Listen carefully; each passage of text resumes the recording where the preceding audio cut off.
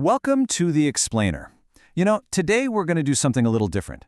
We're going to crack open your medicine cabinet, metaphorically of course, and take a hard look at two of the most common painkillers on the entire planet, paracetamol and ibuprofen. Chances are you've got both of these sitting in a drawer at home right now. And if you're like most of us, you probably use them almost interchangeably, right? Headache, fever, some random ache, you just grab whichever one's closest. But here's the thing. Despite doing similar jobs, they are fundamentally different drugs. And get this, for one of the world's most popular, most used drugs, scientists, they still don't fully get exactly how it works. It's this huge medical mystery we're still trying to piece together. Okay, let's dive right in. All right, so let's meet our two main contenders. In one corner, you've got paracetamol. You probably know it as Tylenol, maybe Panadol. And in the other corner, we've got ibuprofen, which you'll find on shelves as Advil or Nurofen. Now, both of these are absolute champs when it comes to knocking out pain and fever, but they come from totally different drug families. Ibuprofen, it's part of this big group called NSAIDs, that's non-steroidal anti-inflammatory drugs. Paracetamol, on the other hand, is kind of in a class all by itself. It has very little anti-inflammatory power, which is why it's generally not considered an NSAID. So the big question is, how did these two completely different drugs end up doing such a similar job? To really get that, we need a super quick lesson in how our body actually creates the sensation of pain in the first place. It all boils down to these little chemical messengers called prostaglandins. So when you get hurt, say you stub your toe, your body's cells release these things. They're made by enzymes called COX enzymes, and their whole job is to make your nerves more sensitive and then shoot those pain signals straight up to your brain. Yeah, you can think of it like a four-step alarm system. Step 1, you get an injury. Step 2, the COX enzymes switch on. Step 3, they start pumping out prostaglandins. And step 4, boom, the pain alarm goes off in your brain. Now, both of these drugs work by messing with that pathway, but, and this is key, they do it in completely different places. Okay, so here's the crucial point, the main takeaway. Ibuprofen is like a firefighter, right? It goes straight to the source of the fire, the site of your injury, and blocks those COX enzymes right there to stop the prostaglandins from even being made.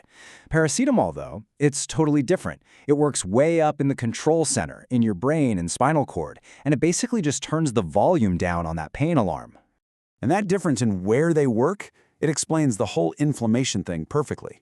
See, since ibuprofen works right at the injury site, it's fantastic at reducing that local inflammation, the swelling, the redness, the heat. But paracetamol, it's working centrally up in the brain, where inflammation isn't really the problem, so it just doesn't have that same powerful anti-inflammatory punch.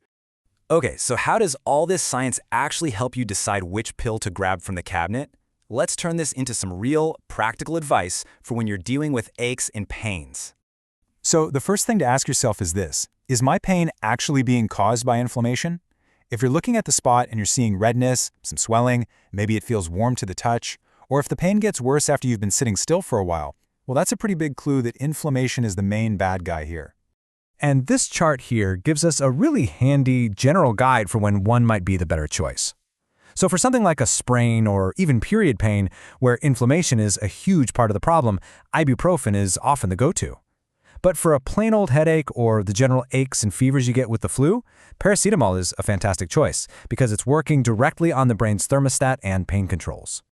But, and this is so important, please remember this is just a general guide. If you have any pre-existing conditions, we're talking liver problems, stomach ulcers, bleeding disorders, anything like that, you absolutely have to talk to a doctor or a pharmacist. For you, one of these drugs might be much, much safer than the other. And that brings us to a really critical topic, safety, because the differences between these two drugs become incredibly life or death important when we talk about overdosing. They cause completely different kinds of damage to your body. Okay, so a paracetamol overdose, it is extremely toxic to your liver. It can cause irreversible liver failure, which can be fatal.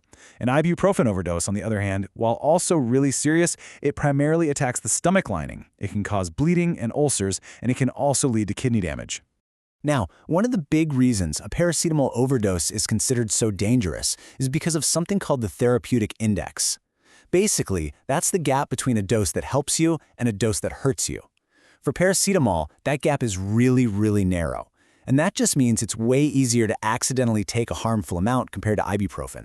And yeah, there is an antidote for paracetamol poisoning, but it is a frantic race against the clock. It has to be given within about 4 to 8 hours to have a real shot at preventing severe, permanent damage to the liver. So all of this brings us right back to where we started, with our mystery. Why, after decades and decades of use by literally billions of people, do we still not fully understand how paracetamol works? And really, why should we even care? Well, it's so much more than just some academic question for scientists to debate. Cracking this code could completely revolutionize how we manage pain and how we treat overdoses. And really, here's the bottom line.